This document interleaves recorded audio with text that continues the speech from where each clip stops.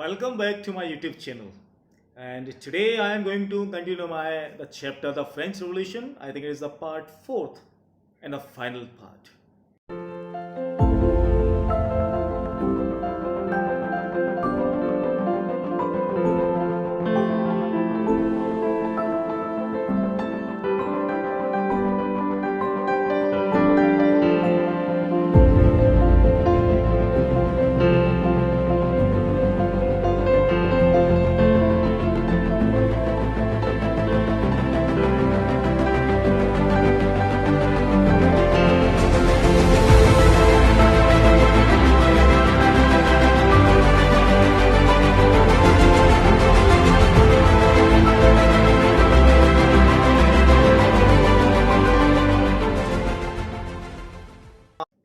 Till now, we saw that how the people of French revolted against the king and how king limited his power and accepted the proposal of the National Assembly.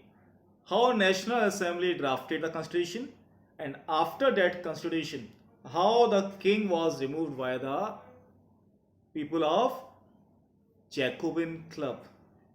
How the convention government was formed, how the convention government was called as a reason of terror, and the last point which we discussed in the previous video was the directory rule of France.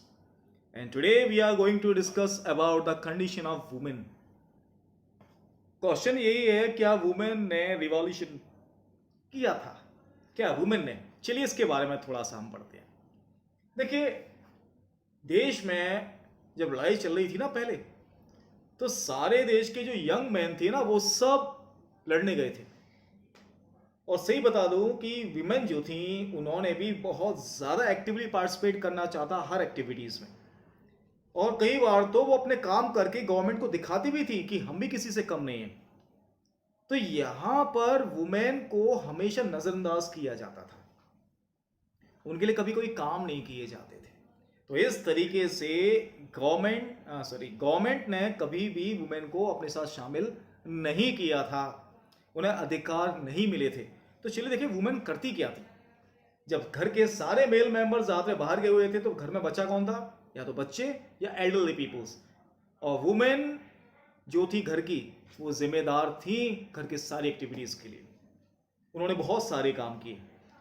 उन्होंने steam styles का काम किया, उन्होंने flowers बेचे, fruits बेचे, यहाँ तक कि दूसरे के घरों पर जाकर एक तरीके से नौकरानियों का भी काम किया था उन्होंने।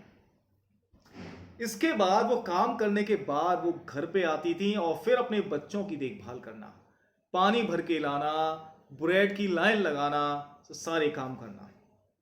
इन सब काम के बावजूद भी they were not having any right to get education.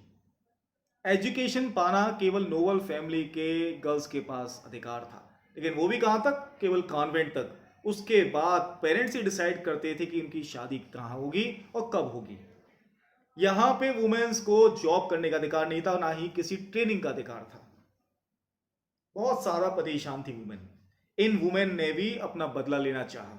इन्होंने भी अपने पॉलिटिकल क्लब्स बनाए थे, पॉलिटिकल क्लब्स, और काफी ज्यादा पॉलिटिकल क्लब्स बन चुके थे। करीबन 61 पॉलिटिकल क्लब्स बन चुके थे फ्रांस में। और सबसे फेमस था the society of the revolutionary the Republic women. The society of the revolutionary and the Republic women सबसे फेमस क्लब था। और इस क्लब की वुमेन जो है, कुछ डिमांड नहीं करती थी, बस एक चीज की डिमांड थी, they want political equality. Political equality में वो क्या चाहती थी? सबसे पहला पॉइंट, वो चाहती थी कि हमें भी वोट देने का अधिकार मिले, हमें भी इलेक्शन लड़ने का अधिकार मिले, हमें भी गवर्नमेंट ऑफिस चलाने का अधिकार मिले। सिंपल सी बात है, क्योंकि ये अधिकार मिल जाएंगे तो बात के सारे अधिकार खुद बनवा लेंगे अपने लिए। दे वर डिमांडिंग। ये कहानी तब की है जब देश में नेशनल असेंबली गवर्नमेंट नहीं आई थी, उससे पहले की है। लेकिन जब नेशनल असेंबली की गवर्नमेंट आई, मतलब जैकोबिन से पहले जो गवर्नमेंट थी, उन्होंने वुमेन के लिए काफी ज्यादा काम किए। देखो क्या क्या किया। एजुकेशन को कंपलसरी कर दिया गया, कंपलसरी गर्ल्स के लिए। बहुत अच्छा पॉइंट था। दूसरा पॉइंट उन्होंने क्या किया? उन्होंने कह दिया कि अब कोई फोर्स नहीं कर सकता है वुमेन को या गर्ल को शादी के लिए। अब वो प्रॉपर्टी नहीं है पेरेंट्स की या फिर अपने हस्बैंड की। डाइवोर्स को लीगल कर दिया गया। जो पहले केवल मैन के पास राइट था, अब वुमेन को भी पास अधिकार था। मैरिज को एक कॉन्ट्रैक्ट बना दिया गया। वहां पर वुमेन अब ट्रेनिंग ले सकती थी, बिजनेस चला सकती थी। काफी ज्यादा बदलाव आया, लेकिन जो मांगा वो नहीं दिया, पॉलिटिकल राइट्स नहीं दिए। फिर उसके बाद किसकी गवर्नमेंट आई? मैक्सिमिलियन रॉबर्सबेरी की, रीजन ऑफ टेरर। खतरनाक इंसान था भाई, गुलोटाइंड करवा देता था। इस कंडीशन में ही वुमेन उसके खिलाफ विद्रोह किया, डिमांड मांगी, और उसने क्या किया? इनके सारे पॉलिटिकल क्लब्स को बंद करवा दिया, और इनकी जो प्रोमिनेंट वुमेन्स थी, जो फेमस थी काफी ज्यादा, उन सबको गुलोटाइंड करवा दिया था, एग्जीक्यूट करवा दिया था। गलत समय पे गलत इंसान से इन्होंने डिमांड कर ली थी। लेकिन वुमेन का ये जो मूवमेंट था वो छोटा मूवमेंट नहीं रहा था, एक वर्ल्ड वाइड मूवमेंट बन चुका था। और अब वर्ल्ड की वुमेन जो थी वो डिमांड कर रही थी कि हमें भी इक्वल पॉलिटिकल राइट चाहिए। कई सारी प्रोमिनेंट वुमेन्स ने इनका साथ देना शुरू कर दिया था। और देखना, ये लड़ाई चल रही है 1790s में, 91, 92, 93, 94 में। लेकिन इन अधिकार कब मिला है मालूम है? राइट टू वोट का 1946 में। हमारे देश के आजाद होने से एक साल पहले मिला था, 1946 में। तो इस तरीके से वुमेन का ये जो पार्ट था वो खत्म हुआ, रिवॉल्यूशन किया था उन्होंने। तो इसके बाद है एबॉलिशन ऑफ स्लेवरी। देखिए, ये स्लेवरी जो वर्ड है ना, इसका मतलब होता है गुलामी। और गुलामी जो वर्ड है वो बहुत भयंकर वर्ड है। किसी को गुलाम बनाकर उससे काम करवाना। क्या कहानी थी जरा देखना। जैसे मान लीजिए इस समय सबसे खतरनाक देश जो माना जाता है वो, मान लीजिए कोई भी है, उस देश पे मान लो हमारे देश ने कब्जा कर लिया, खतरनाक देश है बहुत वो, और आपसे पूछा जाए कि आप वहां काम करने जाओ, हमने वहां पर बहुत सारे एस्टेट बना रखे हैं, आप हमारे वहां पे अधिकारी बन के जाओ, ऑफिसर बन के जाओ, क्या आप जाना चाहोगे? नहीं। आपको डर लगेगा दो बातों का, एक दूर काफी है, और दूसरा अनजान जगह है, पता नहीं बाहर निकलते ही कुछ हो गया तो और टेंशन। इसी वजह से जो फ्रांस की कॉलोनीज थी ना, जहां उन्होंने कंट्रोल कर रखा था, उसके नाम जरा पढ़ लेना, आपके बुक में लिखे हैं। उन जगहों पर फ्रांस के पीपल जाके काम नहीं करना चाहते थे, इसीलिए वहां पे लेबर की काफी ज्यादा कमी थी, लेबर की। और जब वहां पे लेबर की कमी थी ना, इसी वजह से शुरू हुआ एक स्लेव ट्रेड। स्लेव ट्रेड क्या हुआ? स्लेव ट्रेड में इसे ट्रायंगुलर स्लेव ट्रेड कहा जाता है। ट्रायंगुलर कैसे, जरा ध्यान से समझना। सबसे पहले जो स्लेव्स थे, मतलब जो फ्रांस था, फ्रांस में दो सी पोर्ट्स थे। एक जो दोनों सी पोर्ट्स अगर आप अपने मैप में देखोगे ना, तो आपको मैप में दोनों इधर की तरफ, मतलब एक मान लीजिए इस तरीके से फ्रांस का मैप है, तो फ्रांस के इस साइड में आपको दोनों दिखाई देंगे वो आपको। और वो जो सी पोर्ट्स है वो काफ़ी ज़्यादा फेमस है। अब ज़रा उन्हें ज़रूर याद कर लीजिएगा, और उनका लोकेशन ज़रूर देखना, जिसके नाम मैं आपको बता देता हूँ, बोर्डेक्स और नेंटीज। याद रखना, बोर्डेक्स और नेंटीज, इनकी लोकेशन को ज़रूर याद कर लेना, एग्जाम्स में ज़्यादातर ये पूछी ही जाती हैं इसकी। यहां से मान लीजिए यहाँ फ्रांस है, फ्रांस से इन दो सी पोर्ट से ट्रेडर्स जाते थे, कहाँ? नीचे अफ्रीका था वहां, यहां से अफ्रीका गए। अफ्रीका में जो लोकल चीफियन हुआ करते थे ना, लोकल सरदार, उनसे गुलामों को खरीदते थे, और फिर उन गुलामों को शिप में बांध कर उन्हें 3 महीने की लंबी यात्रा से अमेरिका होते हुए ले आते थे अपनी कॉलोनीज में, और वहां पे प्लांटेशन ओनर को बेच दिया जाता था। वहां से खरीद कर वहां बेच देते थे, क्योंकि वहां पे लेबर की बहुत कमी थी, और उन स्लेब से प्लांटेशन पे काम करवाया जाता था उन कॉलोनीज में, और जो भी प्लांटेशन में होता था ना, उन सबको अपने देश भेज दिया जाता था, फ्रांस। ये फ्रांस में ये चीजें बहुत कम होती थी। देखिए, गुलाम वहां से खरीदे, उन गुलामों को वहां भेज दिया, उनसे काम करवाया दूसरे देश में, और दूसरे देश की चीजों को अपने देश ले जाते थे। आए वहां से, गुलामों को बेचा, यहां चले गए, फिर वापस चले गए। That's why it is called a triangular slave trade. Triangular slave trade, जिस वजह से बोर्डेक्स और नेंटीज के जो सी पोर्ट्स थे ना, वो एरियाज, वो काफी प्रॉस्पेरस, तरक्की करने लगे थे। गुलामों को बेच बेच कर बहुत पैसा कमा लिया था। लेकिन अब आप एक बात सोचते होंगे, फ्रांस में जब राइट टू मैन का अधिकार था तो इनके यहाँ पे राइट टू मैन का अधिकार क्यों नहीं दिया? इसका क्वेश्चन उठा था नेशनल असेंबली के टाइम पे, इसका क्वेश्चन उठा था। लेकिन नेशनल असेंबली के बारे में मैंने आपको बताया था कि वो गवर्नमेंट जो थी, किसकी गवर्नमेंट थी? रिच पीपल्स की। और जरा सोचिए, ये ट्रेडर्स, वो बिजनेसमैन, वो प्लांटेशन के जो मालिक हैं, वो भी तो रिच मैन थे फ्रांस के। और अगर स्लेव ट्रेड बंद हो जाएगा तो इनका बिजनेस बंद हो जाएगा। इसीलिए उसने कोई एक्शन नहीं लिया था। एक्शन लिया था रॉबर्सबेरी ने, स्लेव ट्रेड को बंद करवा दिया था उसने। कब? 1793 में। और उसके बाद 1804 में जब नेपोलियन बोनापार्टी आया था ना, तो उसने फिर से स्लेव ट्रेड को शुरू करवा दिया था। और उसके बाद फिर से इन कॉलोनीज वालों को लगने लगा था कि it is our right to keep the negroes of the Africa as a slave. उन्हें लगने लगा था कि हमारा अधिकार है ये। फिर क्या हुआ? स्लेव ट्रेड फिर से शुरू हो गया। 1804 में फिर से शुरू हो गया था और 1848 में ये दोबारा बंद हो गया था। लेकिन जब 1848 में बंद हुआ था तो उसके बाद फिर ये कभी शुरू नहीं हुआ था।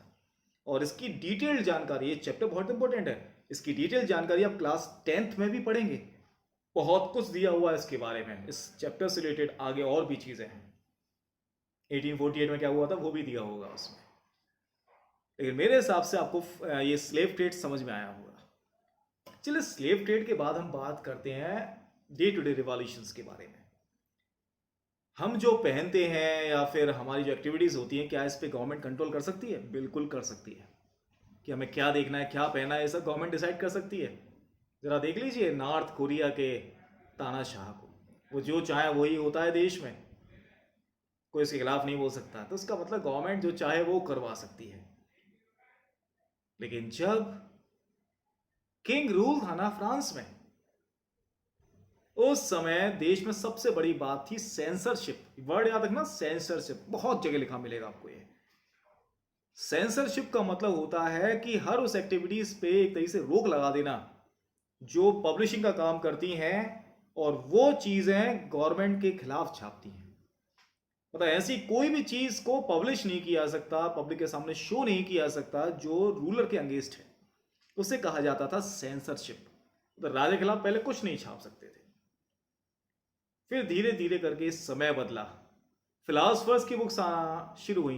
बताया था फिलोसफर्स के बारे में, Jean Jacques Rousseau, John Locke, Montesquieu वगैरह, ये सब, इन सब ने अपनी बुक्स के बारे बुक्स से लिखा, लोगों ने पढ़ा, लोगों ने नई नई सोच डेवलप करी। फिर तो सॉन्ग्स, प्लेज, मूवीज, ड्रामास, कई सारी चीजें आना शुरू हो गई। क्योंकि नेशनल असेंबली आ चुका था, उससे सेंसरशिप को हटा दिया था। जैसे जैसे समय बदल रहा था, लोग नई नई बुक पढ़ रहे थे और उससे वो नई नई एक्टिविटीज कर रहे थे या फिर नई नई चीजों को सीख रहे थे। तो इस तरीके से बुक्स ने लोगों की लाइफ को बदल दिया था। ये था हमारा the revolution and everyday life. अब लास्ट टॉपिक है नेपोलियन बोनापार्टी का। 1804 में नेपोलियन बोनापार्टी आ गया था क्योंकि देश की जो गवर्नमेंट थी वो स्टेबल नहीं थी, स्थिर नहीं थी।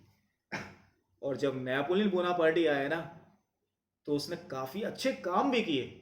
एक नेपोलियन कोड के बारे में पढ़ेंगे आप क्लास 10th में, इसमें नहीं बता रहा क्योंकि बहुत सारी चीजें हैं उसमें। इससे देखो क्या किया। सबसे पहले प्राइवेट प्रॉपर्टी को प्रोटेक्शन दिलवाई, मतलब मैं प्रोटेक्शन दूंगा उन चीजों को, आपसे आपकी प्रॉपर्टी कोई नहीं छीनेगा। इसने एक प्रॉपर डेसिमल सिस्टम चलवाया, वेट और मेजरमेंट सिस्टम। पहले बड़ा अंतर था, पहले मेजरमेंट और वेट अलग अलग था। आज यहाँ अलग वेट माना जाता था, वो वेट वहां अलग माना जाता था। इसने सब यूनिफॉर्म करवा दिया, एक जैसा करवा दिया था। लोगों को लगने लगा था कि एक लिबरेटर है, देश को डेवलप कराने आया है। लेकिन जल्दी क्या देखा, उसकी ही आर्मी ने फ्रांस को इन्वेड करना शुरू कर दिया था। इन्वेड, क्योंकि वो एक तानाशाह था और पूरे यूरोप पे कब्जा करना चाहता था। उसके बाद 1815 में वो हार गया था वाटरलू की लड़ाई में। वाटरलू की जो लड़ाई हुई थी उसमें वो हार गया था, इंग्लैंड से हुई थी उसकी वो। चाहे कुछ भी हो, ये चैप्टर हमारा कंप्लीट हो चुका है और इससे हमने एक बात जानी है कि लिबर्टी, जस्टिस, इक्वलिटी, फ्रेटर्निटी वाले जो आइडियाज हैं ना, ये सब फ्रेंच रिवॉल्यूशन की ही देन है। और फ्रेंच रिवॉल्यूशन से ही इंस्पायर्ड हुए थे हमारे देश के पीपल, राजा राम मोहन राय, टीपू सुल्तान जैसे। और वो चाहते थे कि ये आइडियाज हमारे देश में भी लाए जाएं और हमारे देश में भी इसका चलन किया जाए। लेकिन वो इस बात से गुस्सा थे कि जब फ्रांस जो है इन आइडियाज़ को अपने देश में चलाती है तो अपनी कॉलोनीज में क्यों नहीं चलवाती थी। पर कुछ भी हो, फ्रेंच रिवॉल्यूशन ने लोगों की सोच को बदला था, उनकी थिंकिंग को बदला था कि एक नई तरह की गवर्नमेंट कैसे बन सकती है, उसे कैसे चलाया सकता है। ये सब चीज़ें बदल के दिखाई थी फ्रेंच रिवॉल्यूशन। तो इसी के साथ हमारा ये टॉपिक कंप्लीट होता है। कोई भी डाउट हो तो आप डाउट सेशन में आके पूछ सकते हैं, संडे को और वेडनेसडे को, और फिर कमेंट बॉक्स में भी अपने डाउट्स पूछ सकते हैं। तब तक के लिए इजाज़त दीजिए मुझे। Good bye.